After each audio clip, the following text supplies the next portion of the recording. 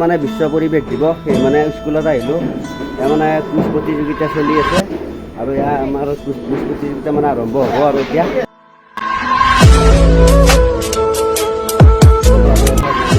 Quiz প্ৰতিযোগিতা আৰম্ভ হ'ব চাওক।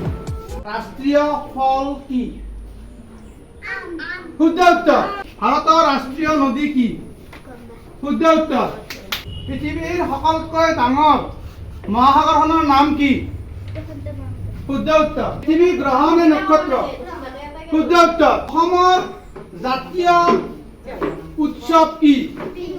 শুদ্ধ উত্তৰ। অসমৰ ৰাজ্যিক প্ৰতীক চিহ্ন কি? শুদ্ধ উত্তৰ। তাৰ আগে আগে আমাক স্কৰবোৰ্ডৰ সৌৰভে আমাক নাম্বাৰবিলাক কৈ দিব। ABC 10, B0, C15, D10, E10. ঠিক আছে। বঢ়িয়া বঢ়িয়া ভাল লাগিল আহি।